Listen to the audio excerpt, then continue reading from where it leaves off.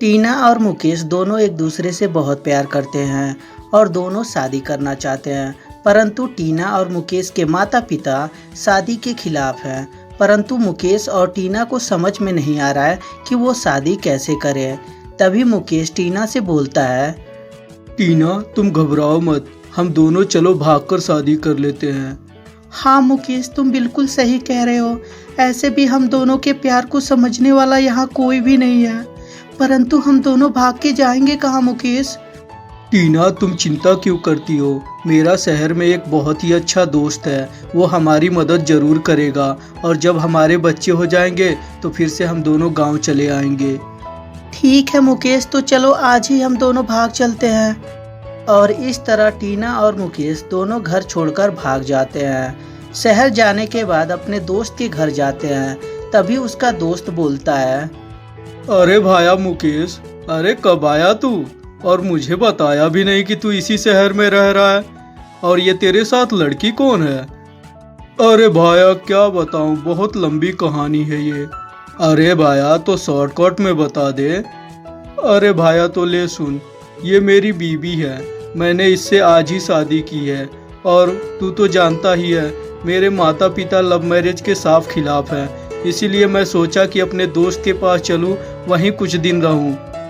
अरे भाया तू बिल्कुल सही काम किया, ऐसे भी तेरा दोस्त है ना, तुझे घबराने की क्या ज़रूरत है। और ऐसे भी तू और भाभी बहुत थक गए होंगे, जाओ आराम कर लो, और तब तक मैं तुम दोनों के लिए जूस बना के लाता हूँ। और इस तरह मुकेश का दोस्त जूस बनाने चला जाता है। जूस बनाकर उनके बेडरूम में लेकर आता है। अरे भाया मुकेश, ये ले जूस पी ले और भाभी को भी पिला दे। तुम दोनों बहुत थक गए होगे, आराम करो, तब तक मैं बाहर से मार्केट से कुछ खाने पीने की चीज़ें लेके आता हूँ। और इस तरह मुकेश का दोस्त उन्हें जूस देकर वहाँ से चला जाता है। ये दोनों जूस पीकर सो जाते हैं, परंतु इन्हें ये नहीं पता होता है कि इस जूस में नींद की गोली मिलाई गई रहती है। और तभी थोड़ी देर में मुकेश का दोस्त वापस लौट के आता है।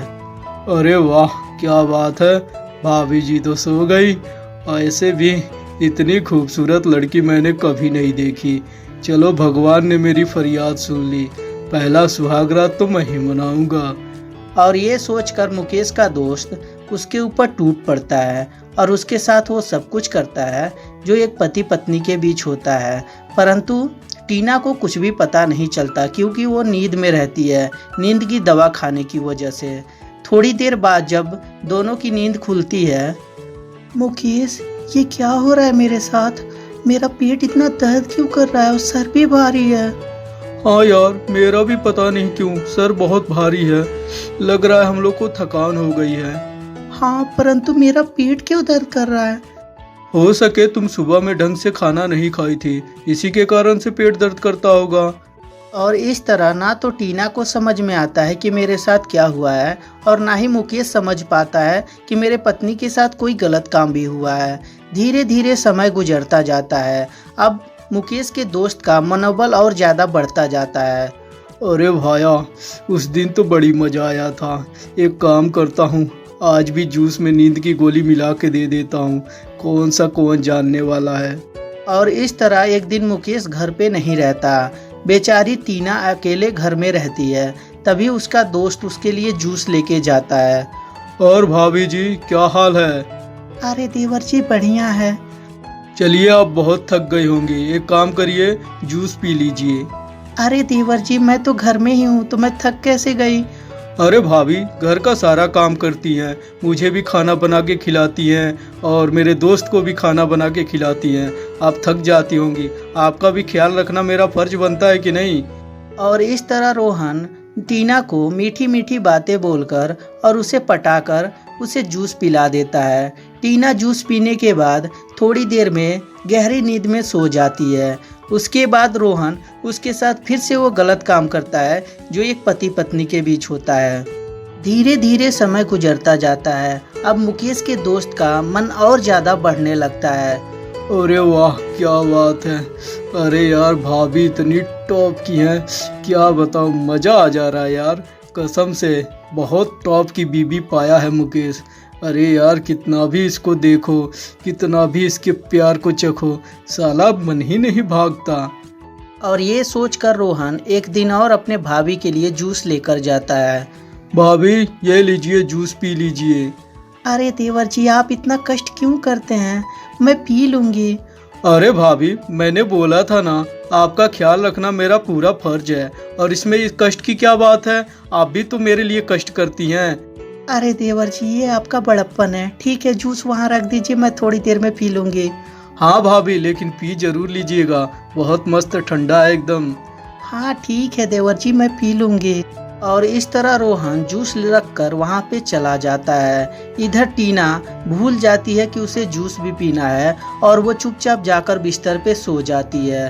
तभी थोड़ी देर में वहाँ पे रोहन आता है, परंतु रोहन का ध्यान जूस की तरफ बिल्कुल भी नहीं जाता और सीधा अपनी भाभी के बगल में जाकर सो जाता है।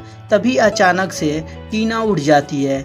अरे देवर जी, ये क्या कर रहे हैं आप, और मेरे बगल में क्यों आके आप सोए थे? अरे भाभी जी, अरे मुझे पता ही नहीं चला कि कब मैं यहाँ पे आ गया। अरे सच्ची बोल रहा हूँ, अरे मैं नींद में था लग रहा है। अच्छा, मेरे से झूठ बोल रहे हैं, आप नींद में थे, आके मेरा इस्तेमाल करना चाहते थे। चुपचाप मेरे कमरे से अभी बाहर चले जाइए। और इस तरह बेचारा रोहन तुरंत वहाँ से भाग जाता है। शाम को जब मुकेश आता है तो उससे पूरा टीना बात बताती है। तब भी मुकेश बोलता है, अरे टीना, मैं तो कभी नहीं सोच सकता था कि मेरा दोस्त ऐसा करेगा। चलो अच्छा हुआ कि टाइम आते ही हम लोग संभल गए और एक दूसरे को समझ लिए। चलो एक काम करो, अपना बोरिया बिस्तरा बांधो, हम लोग चलते हैं यहाँ से कहीं और। और इस तरह टीना और मुकेश अपने दोस्त का घर छोड़कर चले जाते हैं, परंतु उन्हें कभी भी पता नहीं चलता कि टीना के साथ क्या क्या हुआ था।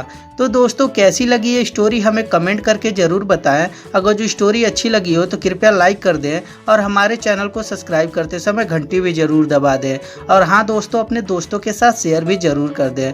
धन्यवाद दोस्तों।